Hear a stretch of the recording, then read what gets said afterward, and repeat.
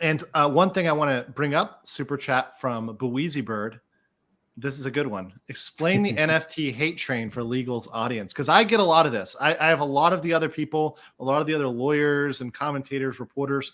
They all will be like, yo, what's up with this NFT stuff?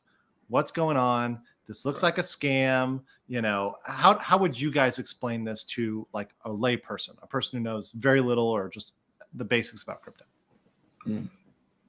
Okay, let's see. So that's a tall order, I know. It's a tall order. So it's like I am a big proponent of NFTs. I do use it in my portfolio, but I'm a realist as well when it comes to it. So I'm just gonna say it very honestly. Okay. So the reason that the NFTs have been, because NFTs really got created back in like 2017, basically with like pet rocks, with literally these little rocks, as well as like crypto kitties, basically, which sounds really funny nowadays.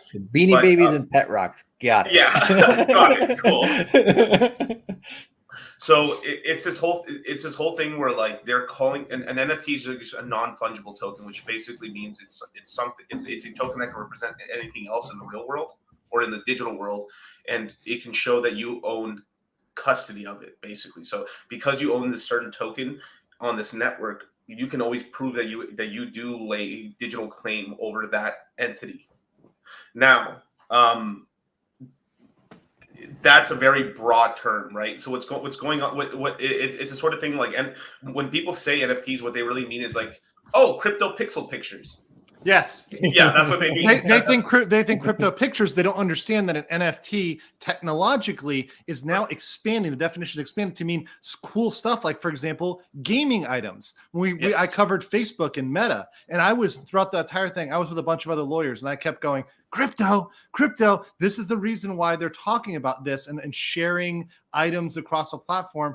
That's an NFT. Having the same, let's say you have a special helmet in a game, you know, like your World of Warcraft brought to you by Meta, you know, and you're able to use that in your Final Fantasy brought to you by Meta, right? You know, and you're able to use the same helmet. You know, it looks exactly the same. That would be an NFT, something you're able to use across ecosystems.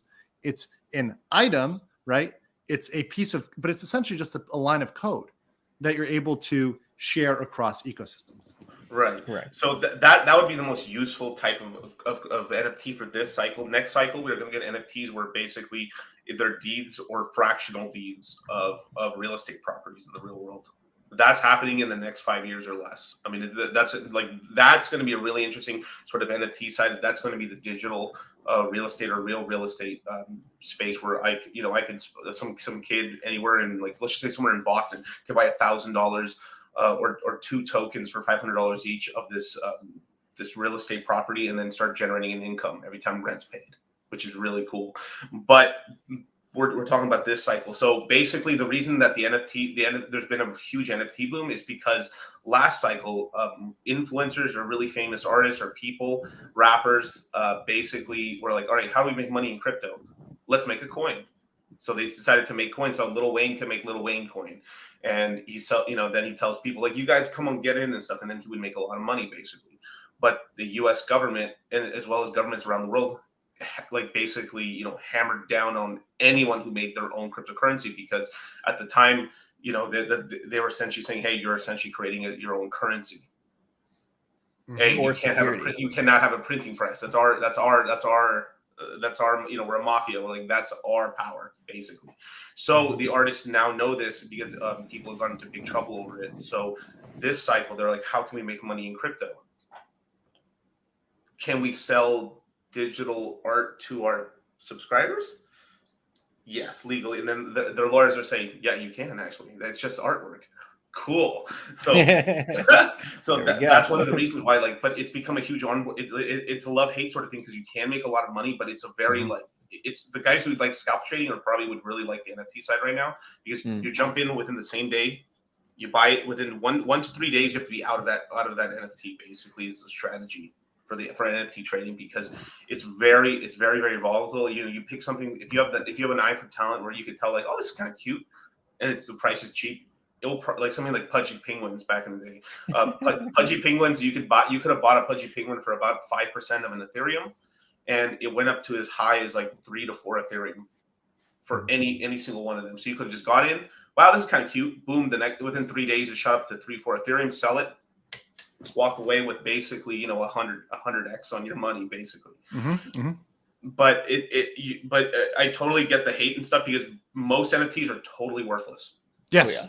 Totally. And I think the same principle, because Charlie said it earlier, and this is one of the things I just tried to point to why I trust Charlie and I trust you guys, because you guys are open to say the fact that the majority, I mean, Charlie said 80% of what you hear on crypto is bullshit, shilling, grifting. You guys are saying that, and 80% of NFTs are probably complete trash. 95.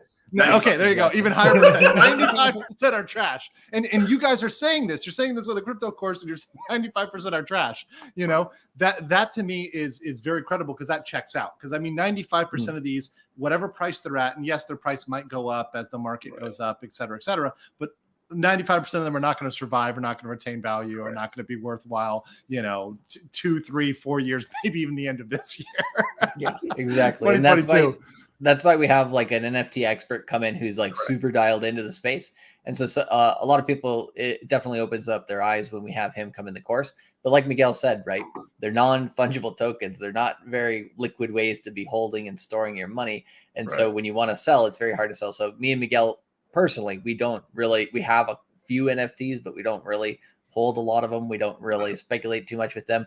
We'll leave that to the NFT guys. But there's this interesting group of people, right? They come in either through the NFT space or the coin space, and they're kind of like slowly kind of merging. But you do get these kind of subsections of crypto based on, like Miguel said, how different people tend to approach markets.